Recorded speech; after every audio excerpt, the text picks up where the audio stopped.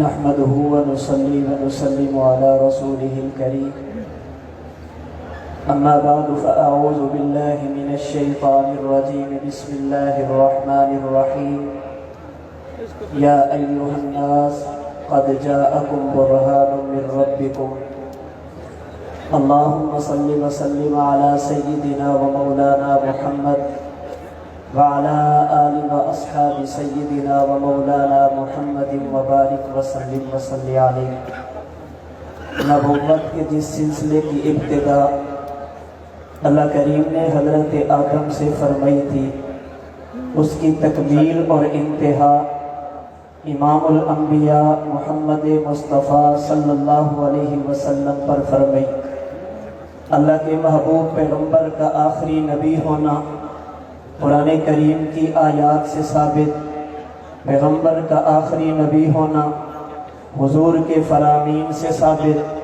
پیغمبر کا آخری نبی ہونا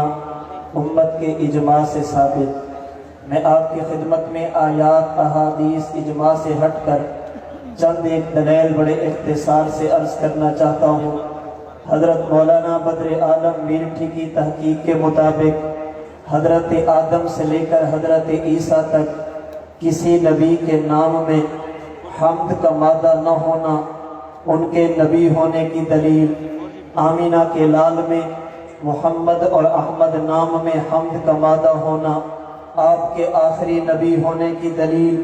اس لیے کہ حمد ہمیشہ آخر میں، انبیاء میں سے محمد اور احمد بھی آخر میں، پہلے انبیاء میں سے کسی نبی کے کلمہ میں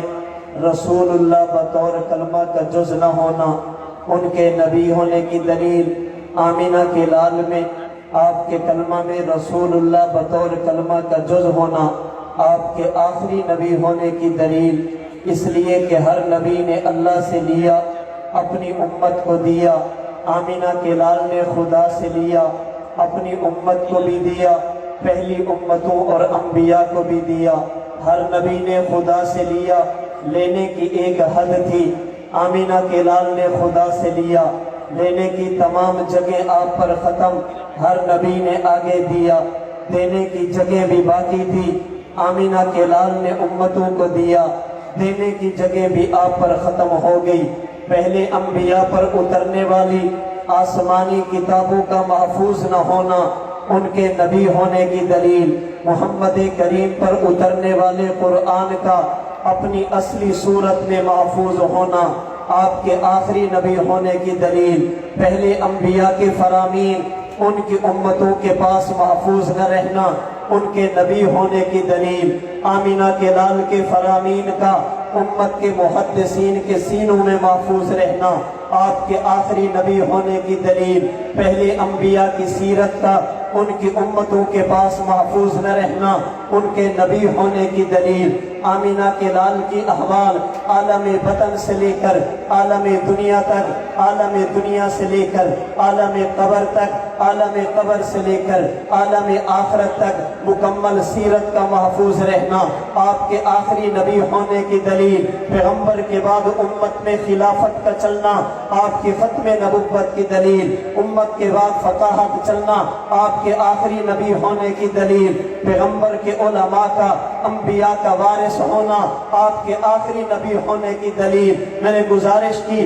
اپنے پیغمبر کی ختم نبوت پر بے شمار دلائل موجود ہیں، لیکن میرے استاد محترم متکلم اسلام مولانا محمد الیاس بھومن فرماتے ہیں، دنیا والوں اگر ہمارے پاس حضور کے آخری نبی ہونے پر کائنات کی کوئی دلیل موجود نہ بھی ہوتی، میرے پیغمبر کا وجود اطہر آپ کی نبوت کی بھی دلیل ہے، آپ کی ختم نبوت کی بھی دلیل ہے۔ پیغمبر کے سر مبارک سے لے کر پاؤں مبارک تک وجود کو دیکھتے جاؤ گے، تمہیں نبوت کی ختم نبوت سمجھ آئے گی۔ اللہ کے نبی کی ختم نبوت، وجود اطہر ختم نبوت کی دلیل، جسے حضرت علامہ تفتزانی نے امام غزالی کے حوالے سے ان الفاظ میں نقل کیا، ما تواتر من احوالہ قبل النبوہ، نبوت کی زندگی کے پہلے 40 سال دیکھو، اللہ کے نبی کا معصوم ہونا ہونا آپ کے آخری نبی ہونے کی دلیل۔ اگر پیغمبر کے بعد کوئی نبوت کا دعویٰ کرے،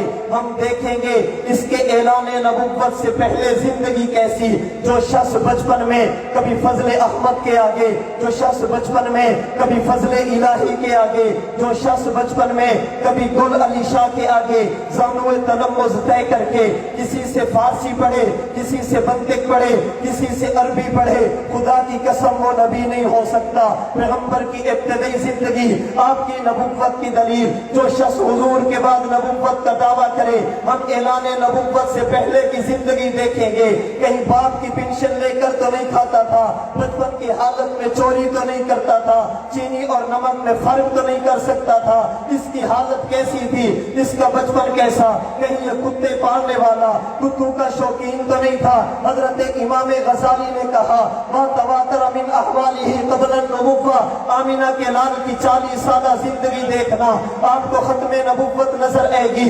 وحالت دعویٰ، میرے نبی نے اعلان نبوت کیا، دنیا ایک طرف، آمینہ کے لال کا اکیلے کھڑے ہو جانا آپ کے آخری نبی ہونے کی دلیل ہوگی۔ آئیے اس کو بھی دیکھیے، اس کا اعلان نبوت کیسا۔ کبھی حجر اسود ہونے کا دعویٰ، کبھی معمور ہونے کا دعویٰ، کبھی ملہم ہونے کا دعویٰ، کبھی مثل مسیح، کبھی مسیح ابن مریم، کبھی مہدی ہونے کا دعویٰ، کبھی مجدد ہونے کا دعویٰ، کبھی ذلی اور بلوزی، تشریح غیر تشریح کی ایک غیر شرعی تقسیم کرنے کا دعویٰ۔ اس کا معنی یہ نبی نہیں ہو سکتا۔ امام غزالی نے مزید کہا وبعد تمامہا، آمینہ کے لال نے اعلان نبوت کیا، اللہ نے آپ کی دعوت کو دنیا میں پھیلا دیا۔ اس دعوت کے پھیلنے کے بعد میرے نبی کے اخلاق کریمانہ دیکھو گے، تمہیں نبی کی نبوت بھی سمجھ آئے گی، آپ کی ختم نبوت بھی سمجھ آئے گی۔ اس بدبخت کی زندگی کو دیکھیے، دعوی نبوت کے بعد کبھی گالیاں دے رہا، دعوی نبوت کے بعد کبھی جھوٹ بول رہا، دعوی نبوت کے بعد کبھی فراڈ کا مرتکب، کبھی امت سے پیسے لے کر ناجائز طریقے پر اپنے پیٹ میں رکھنے والا، کبھی کبھی شراب پینے والا، یہ زنا کرنے والا، کبھی کبھی امت کے ساتھ کھلواڑ کرنے والا۔ یہ سب کچھ تو ہو سکتا ہے مگر خدا کا پیغمبر نہیں ہو سکتا۔ امام غزالی نے مزید کہا فرمایا دنیا والوں میرے پیغمبر کی زندگی کو دیکھنا، وَأَحْكَامِهِ الْحِكْمِيَّةِ، میرے نبی کی شریعت کا اعتدال پر مبنی ہونا آپ کی ختم نبوت کی دلیل ہے۔ وَإِقْدَامِهِ حَيْثُ تَحَجَّبَ الْأَبْطَالُ، جہاں پر بہادروں کی بس ہو جائے، آمینہ کے لال وہاں پر یہ کہتے ہوئے جائیں انا النبی لا کذب انا ابن عبد المطلب، دنیا والوں مذاق تو نہیں، اللہ نے مجھے کائنات کا نبی بنا کر بھیجا۔ جہاں پر شجاعت کی انتہا، آمینہ کے لال کی بہادری کی ابتدا ہو، اور جو بدبخت یہ کہے اب جہاد کی ضرورت نہیں، لڑنے کی ضرورت نہیں، رب محمد کی قسم، پھر سمجھ لینا اس سے اعلان نبوت سے پہلے کی زندگی، اعلان نبوت کی زندگی، اعلان نبوت کے بعد کی زندگی، آمینہ کے لال کی بھی پڑھنا، بعد میں مدعی نبوت مسلمہ کذاب سے لے کر مرزا قادیانی تک بھی پڑھنا، تم اس نتیجے پر پہنچو گے اللہ نے اپنے محبوب کے سر پر فقط نبوت کا تاج نہیں، ختم نبوت کا تاج سجایا۔ جو آپ کے بعد نبوت کا دعویٰ کرے، یاد رکھنا متنبی تو ہو سکتا ہے، نبی نہیں ہو سکتا، نبی تو ہو سکتا ہے، نبی نہیں ہو سکتا، کائنات کا فضول تو ہو سکتا ہے، خدا کا رسول نہیں ہو سکتا۔